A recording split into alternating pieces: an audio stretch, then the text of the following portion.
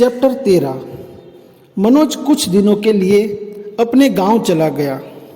पिता जब से गए थे तब से एक बार भी गांव नहीं आए थे, पर पिता ने इस बार कुछ पैसे घर भेज दिए थे, जिससे अब घर की आर्थिक परेशानी कुछ कम हो गई थी। टेम्पो थाने में पड़ा पड़ा अब कबाड़ होने लगा था। कोर्ट को उसका फैसला करने का अभी तक तो वक्त नहीं मिल रहा था। पंडित कालीचरण अपने कर्ज के लिए तगादा करने लगे थे।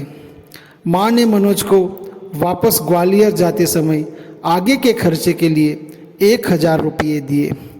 मनोज की बीए फर्स्ट ईयर की परीक्षा नज़दीक थी। गांव से लौटकर मनोज जीवाजीगंज में नाले के पास बसी हुई बस्ती टोपे वाले मोहल्ले में रहने लगा।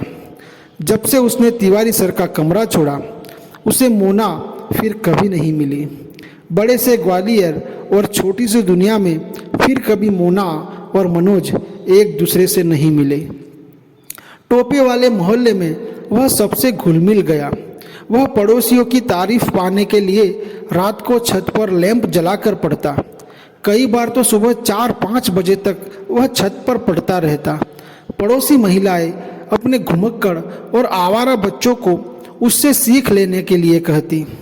उसके पास ग्वालियर के समाज में सम्मान और प्रशंसा प्राप्त करने के लिए पढ़ाई के अलावा कोई दूसरा तरीका नहीं था। फर्स्ट ईयर की परीक्षा हो गई। इंग्लिश लिटरेचर में पासिंग मार्क्स आने के कारण उसका टोटल केवल 55% ही रहा। छुट्टियां गांव में बिताने के बाद सेकंड ईयर की पढ़ाई के लिए वह वापस ग्वालियर आ गया। दिसंबर में एक दिन रविकांत ने उससे कहा, मनोज, क्या तुम विवेकानंद केंद्र के 3 दिन के युवा प्रेरणा शिविर में चलोगे? विवेकानंद केंद्र के बारे में अधिक जानकारी देते हुए उसने बताया, यह एक समाज सेवी संगठन है जो युवा लोगों को देशभक्ति और समाज सेवा के लिए प्रेरित करता है। तुम्हारी रुचि का काम है, तुम्हें जरूर चलना चाहिए। मनोज को यह प्रस्ताव अच्छा लगा। आश्रम जैसा यह केंद्र ग्वालियर की एक पहाड़ी पर स्थित था। मनोज 100 रुपये फीस देकर रविकांत के साथ शिविर में पहुंच गया। अगले दिन सुबह 5 बजे से शिविर की गतिविधियां शुरू हो गई। सर्वे भवन्तु सुखिनः श्लोक पाठ से दिन की शुरुआत होती थी। फिर व्यायाम। उसके बाद देश के महापुरुषों के जीवन पर प्रेरणादायक भाषण देने वाले ग्वालियर के विद्वान वक्ता आते थे। शाम के चर्चा सत्र में युवाओं के ग्रुप बन जाते थे, जिसमें आतंकवाद, युवाओं की सही दिशा, नारी सशक्तिकरण जैसे विषयों पर ग्रुप डिस्कशन होते थे। मनोज बढ़ चढ़कर सभी गतिविधियों में हिस्सा लेता। उसे एक विस्तृत और योग्य समाज मिल गया, जहाँ से वह न केवल बहुत कुछ सीखना चाहता था, बल्कि उस योग्य समाज को अपनी योग्यता से प्रभावित भी करना चाहता था। यहाँ तक कि उसकी इच्छा होने लगी कि उसे ही सर्वश्रेष्ठ प्रतिभागी का प्रमाण पत्र मिले। इसलिए वह ग्रुप डिस्कशन में सबसे आगे रहकर अपने विचार व्यक्त करता। विद्वानों द्वारा दिए गए भाषण के बाद प्रश्न पूछने में सबसे आगे रहता। श्रमदान में भी वह सबसे ज़्यादा मेहनत करता।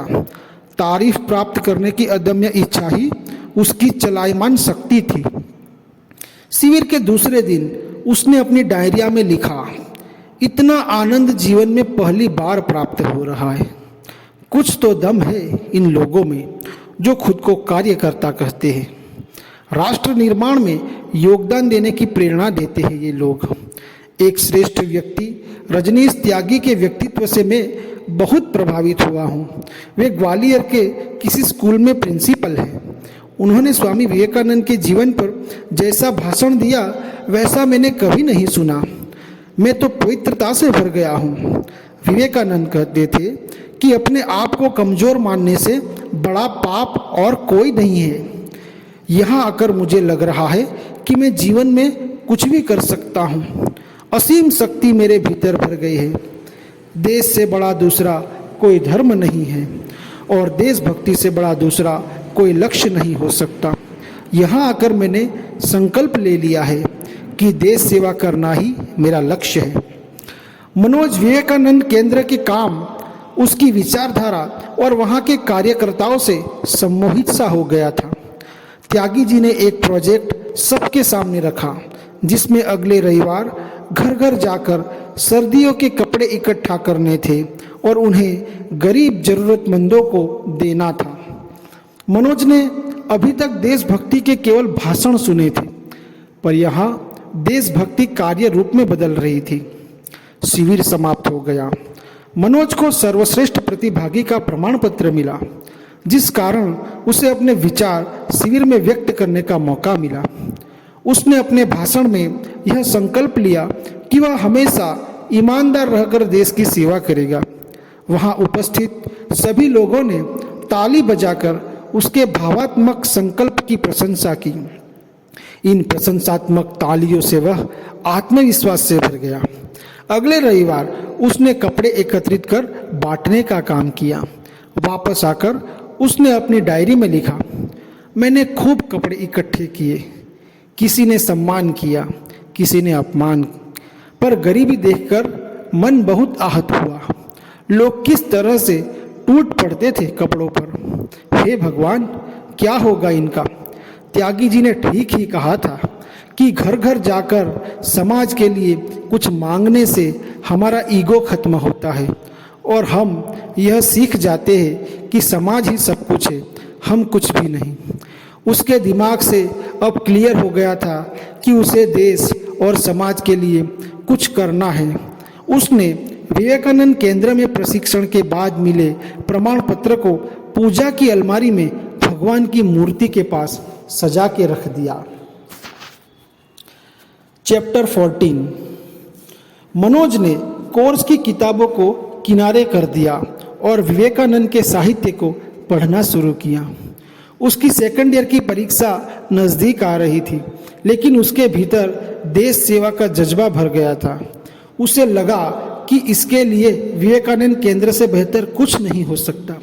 इसलिए पीएससी का विचार पीछे छूटने लगा। उसके स्थान पर अब उसके मन में विवेकानंद केंद्र में आजीवन कार्य करने की तीव्र इच्छा पैदा हो रही थी। उसने बीए सेकंड ईयर की परीक्षा दे दी। वह सेकंड डिवीज़न से पास हो गया। इंग्लिश लिटरेचर में उसके फिर से पास होने योग्य अंक नहीं आ पाए थे। मनोज छुट्टियों में गांव चला गया। वापस आकर फाइनल ईयर की तैयारी करने लगा। सितंबर में एक बार फिर वह विवेकानंद केंद्र के शिविर में हो आया। इस बार 15 दिन का शिविर था। वह शिविर से पूरी तरह चार्ज होकर वापस आया। उसने अपनी डायरी में लिखा, विवेकानंद को पढ़ने का प्रयास किया, जरा सा 6-7 किताबें पढ़ी है बस। अब इसके आगे मुझ में दम नहीं, बिल्कुल साहस नहीं कि आगे बढ़ सकूं। मन में आग लगी है, तन जल रहा है। उठते बैठते हर समय विवेकानंद केंद्र का कार्यकर्ता बनने की अदम्य इच्छा उभर रही है।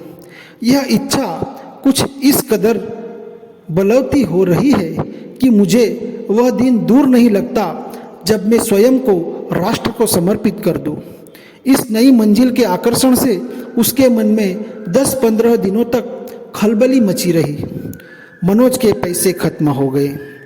वह गांव चला गया। कई महीनों से पिता के गांव न आने से परेशान माँ रजनी को लेकर पाका के पास डिंडोरी चली गई थी।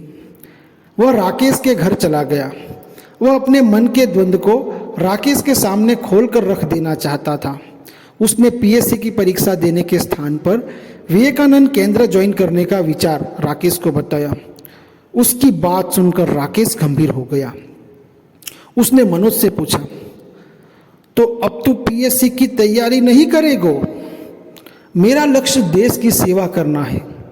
इस देश के जरूरतमंद लोगों के प्रति मैं खुद को समर्पित कर देना चाहता हूं, मनोज ने कहा। राकेश ने फिर पूछा, तो तू घर छोड़ देगो? मम्मी पापा भाई बहन सबे छोड़ के गरीबी की सेवा करेगो? मेरे लिए ये पूरा देश ही मेरा परिवार है। मनोज अभी भी विवेकानंद केंद्र के प्रभाव में डूबा हुआ था। राकेश के लिए अब मनोज को समझाना कठिन हो रहा था। फिर भी उसने कोशिश जारी रखी।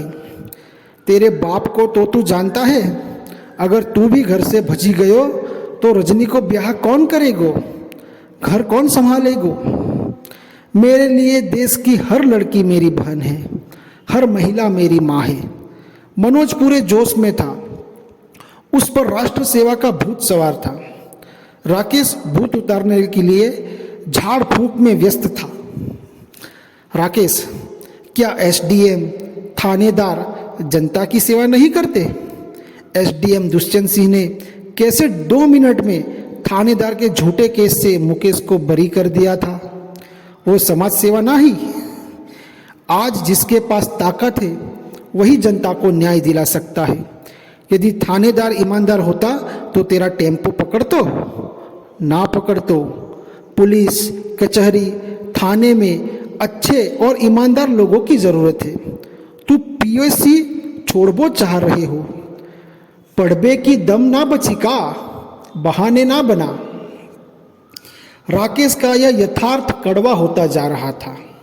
मनोज की योग्यता को ललकार रहा था वह। राकेश ने देखा कि दुश्मन घायल हो गया है, तभी उसने दूसरा वार किया। मनोज, देश की सेवा करने के लिए पीएससी में पास होना जरूरी है, नहीं तो ऐसे मठ आश्रम में अपनी जिंदगी से भागने वाले तमाम लोग टेम काट रहे हैं। मनोज को उम्मीद नहीं थी कि राकेश उसे ध्वस्त करने की तैयारी करके बैठा है। उसके दिमाग में राकेश ने हलचल मचा दी। राकेश की बातों का उस पर असर होने लगा। उसे राकेश की बातें यथार्थ लग रही थी। उसने अपने संकल्प को दूसरी दिशा देते हुए राकेश से कहा, तू सही कह रहा है, पीएससी की तैयारी से भागना कायरता होगी। लोग यही कहेंगे कि मुझ में परीक्षा पास करने का दम नहीं था, इसलिए तैयारी छोड़ दी। मुझे पहले अपनी योग्यता एवं क्षमता को जांचना है, इसलिए मैं पीएससी में सिलेक्ट होकर ही देश की सेवा करूंगा। मनोज ने फिर से अपनी छूटी हुई राह थामने का निर्णय ले लिया। उसका द्वंद्व समाप्त हो गया।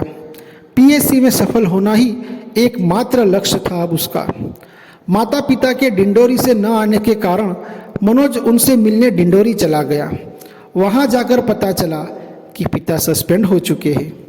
पिता को आधा वेतन ही मिलता है, जिससे बड़ी मुश्किल से गुजारा हो पा रहा है।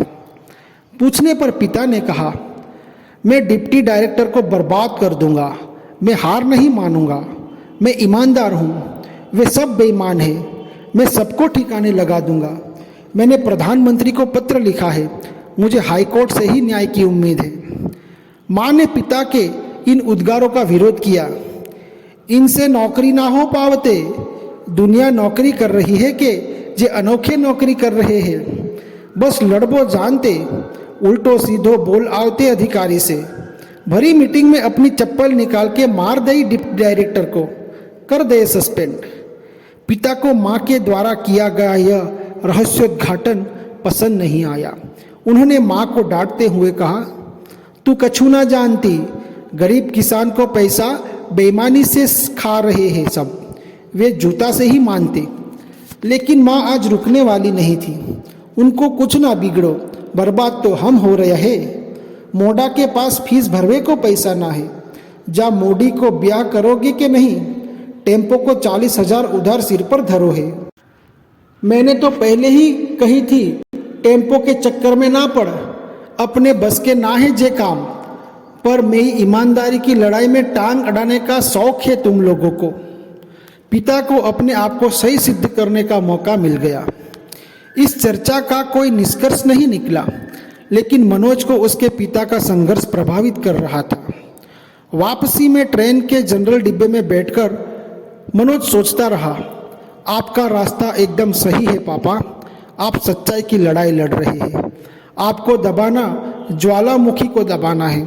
विवेकानंद केंद्र में सिखाई गई ईमानदारी और देशभक्ति की शिक्षा के सांचे में उसे अपने पिता एकदम फिट बैठते हुए दिखाई दे रहे थे।